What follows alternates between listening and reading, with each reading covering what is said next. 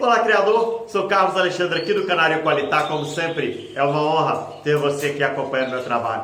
E aí, vamos conversar sobre quais os melhores machos você precisa separar para manter aí no seu plantel? Pois bem, a nossa conversa é sobre isso, então fica comigo até o finalzinho desse vídeo aqui, ok? Não esquece de me seguir lá no Instagram, @Canário Qualitá. Já dá o seu like aqui no vídeo, clica aqui em curtir, isso ajuda demais o canal, o desenvolvimento, o crescimento aqui do canal. Então, seguinte, quais os melhores machos que você precisa separar para poder manter aí no seu plantel, para poder ter um plantel sempre melhor, a cada ano melhorando o seu plantel? Quando os nossos filhotinhos estão ainda com os pais, eles estão ali na gaiola, os pais estão alimentando eles e logo depois de 30 dias a gente pega esses pássaros, coloca eles em voadeiras para que eles possam começar a se desenvolver. Ali eles vão iniciar a muda de penas, né? A muda de ninhos, onde algumas penas deles caem, são substituídas. E neste período, durante este período, a grande parte da energia deles está voltada para essa muda de penas, essa troca de penas. Neste período que eles começam já a iniciar o canto, quando eles estão terminando a muda, essa muda de ninho, já começando a vida pré-adulta deles, então eles começam a ficar um pouco mais agressivos, tanto os machos quanto as fêmeas. As fêmeas que estão com os machos, elas começam a brigar ali com os machos, porque alguns machos começam a cantar, algumas fêmeas já partem para cima deles, porque elas não estão no cio e tal, então elas meio que partem para cima deles ali para aquietá-los. E os machos também, eles começam a brigar entre si. Por quê? Porque eles começam a disputar o território ali. Infelizmente, grande parte dos criadores de canários, quando chega na época da reprodução e algum pássaro ele não está enchendo o ovo, ou ele não está, algum casal que não está dando certo, geralmente ele começa a culpar a alimentação, a falta de vitamina E, algum outro tipo de vitamina, alguma coisa. Ele começa a procurar qual foi o erro, né? O que está errado. E sempre acontece isso. Ou está faltando uma vitamina, aí ele começa a dar a vitamina para poder suplementar ali para ver se resolve o problema. Ou começa a falar, não, essa alimentação aqui não é legal, eu vou dar outra alimentação. Aí começa a buscar outros meios de tratar dos pássaros para que aconteça algo melhor ali no período de reprodução. Mas quem acompanha aqui os vídeos do canal sabe que eu sempre digo o seguinte: o período da reprodução ele não começa em julho e agosto, ele já começa já em janeiro, por exemplo. Quando você termina um ciclo de reprodução, você já inicia outro. O cuidado que você tem com as suas aves vai fazer total diferença no próximo período de reprodução. Então, o que eu estou querendo dizer com isso? Onde eu quero chegar com essas palavras? Você precisa aprender a selecionar as aves que vão reproduzir aí na sua casa e no seu criatório. Vamos pensar o que acontece na natureza. Na natureza, os canários eles são territorialistas. O que é isso, Carlos Alexandre? Os machos, eles demarcam o território deles. Então, em um determinado território, um macho vai começar a cantar, chegando ali o período de reprodução, um macho vai começar a cantar mais do que os outros, vai começar a aparecer mais do que os outros. Algumas fêmeas vão se interessar por esse macho e vão querer ter filhotes desse macho. Por quê? Porque este macho ele está dominando em relação aos outros.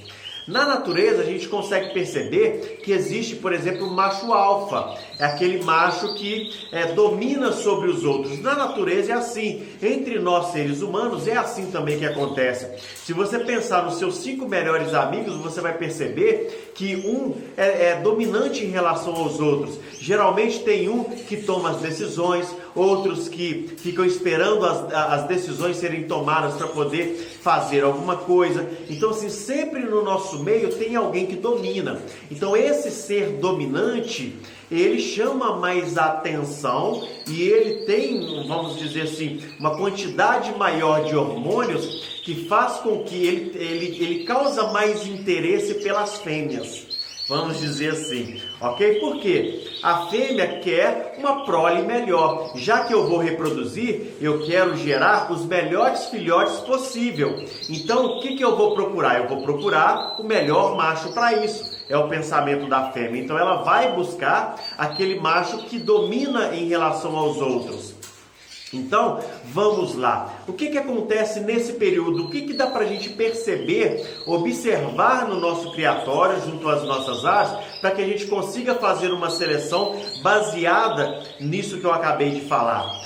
Nas voadeiras, a gente começa a perceber que, a princípio, a gente coloca macho e fêmea tudo junto, né? A gente separou os filhotinhos, a gente vai colocando as voadeiras e deixa ali machos e fêmeas juntos.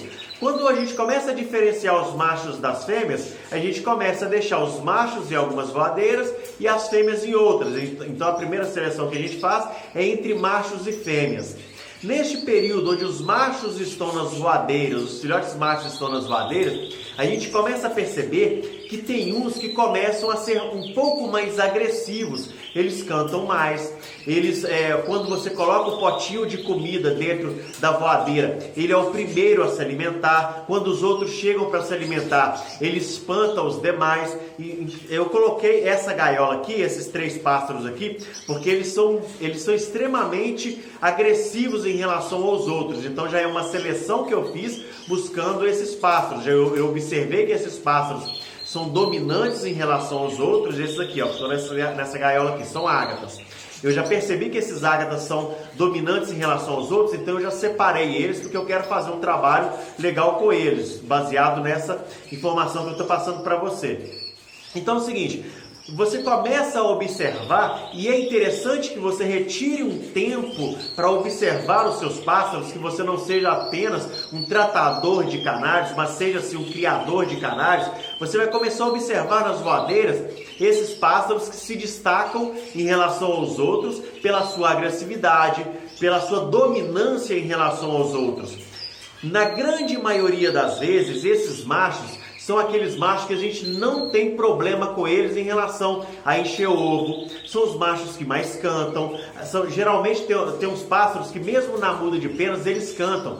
Geralmente esses pássaros são esses pássaros que são dominantes, os pássaros alfa, que eles acabam que mesmo na muda de penas eles continuam com todo o vigor deles e continuam cantando.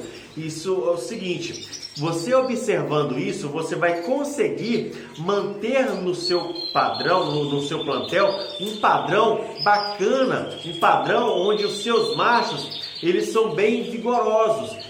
Você vai conseguir ter uma quantidade de machos maior que enche ovos, que conseguem passar boas características para os filhotes deles, ok? E isso eu estou dizendo você que cria pensando em canto, por exemplo. Se você cria, seu interesse na criação de canários é o canto deles, então isso é muito bom, essa informação é muito interessante para você.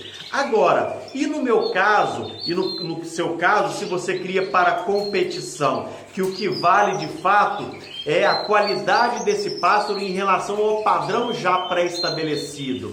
Então não interessa se esse pássaro é o alfa ou se ele é o dominado. É aquele pássaro que está... Porque, por exemplo, tem um macho A, B, C, porque depois daquele dominante tem um que domina sobre os outros. Vai ter sempre uma escala ali de um que domina mais. Se no padrão que você cria aí, aquele pássaro que é o mais fraquinho ali em relação a essa dominância, se ele estiver mais próximo do padrão, você vai ter que usar esse macho, ok? Porém, você vai ter que observar o seguinte, possivelmente esse macho vai ser aquele que menos vai te dar filhotes. Por quê? Porque na hora de encher ovo, infelizmente você vai ter um pouco mais de problema com eles. As fêmeas, aquelas fêmeas mais agressivas, não aceitam esse tipo de macho, esse macho que é dominado. Imagina, se uma fêmea consegue dominar o macho, ela não vai querer esse machinho, ela vai buscar um macho que a domine, um macho que seja dominante em relação aos outros. Então, isso acontece muito. Eu tenho um vídeo aqui no canal que eu falo sobre isso, né? Se você está tendo um problema em um casal que a fêmea está batendo no macho, macho, pega um macho alfa e coloca com ela para você ver. Esse macho vai partir para cima dela e ela vai ter que aceitá-lo, porque a conversa com ele é outra, ok? Então é o seguinte, se você cria visando o canto, isso aqui que eu falei é muito interessante para você manter uma linhagem de machos alfa. Agora, se você cria para competição visando a beleza, né? No caso o caráter de cor, o caráter de porte, aí você vai ter que tomar um cuidado maior. Por quê? Porque talvez esse macho alfa não é o macho mais dentro do padrão desejado para você manter aí na sua linhagem, né? No seu melhoramento genético aí. Mas isso é interessante você saber para que você consiga de fato entender o que acontece dentro do seu criatório, né? Quando eu iniciei esse canal que eu disse para você que a minha intenção é trazer você aqui para dentro do meu criatório e mostrar para você o que de fato acontece dentro de uma criação. Então isso é um tipo de informação importante para você saber, para que você se desenvolva enquanto um criador ou uma criadora de sucesso, ok? Olha, o outro cuidado que você precisa tomar é o seguinte: geralmente se você deixar machos alfa com machos que são dominados por eles, por exemplo, sempre vai ter um mais fraquinho ali. Aí talvez você ache que você precisa dar algum remédio, alguma vitamina para esse mais fraquinho. Não. Talvez você precisa simplesmente retirar ele de onde esse carário, esses machos alfa estão não deixando ele alimentar, por exemplo, porque tem uma disputa ali pela alimentação, pela água. Então é o seguinte: se esse filhotinho aí, ele está sendo dominado sobre os outros, pode ser que ele não esteja doente, que ele simplesmente está se sentindo, tá ruim, o ambiente está ruim para ele. Então pegue esse filhotinho, ou deixe ele separado, ou coloque ele, faça uma divisão em uma voadeira, por exemplo, desses filhotes que são dominados, ok? Coloque os alfas juntos, deixe ali eles se entenderem e coloque esses que são dominados juntos, porque ali eles vão ter mais sossego. Aqui no meu criatório, como eu tenho o viveiro, tenho um viveiro grande aqui de 7 metros de comprimento, então lá eu tenho menos problema com isso, porque o espaço lá é maior. Lá tem uma briga por causa da alimentação, eu percebo isso, né? Tem uma briga ferrenha lá por causa da alimentação, mas em relação ao macho que fica partindo para cima dos outros, bicando, fazendo com que os outros saiam de perto dele, isso lá no viveiro, dificilmente isso acontece, porque o espaço lá é muito grande para eles, ok?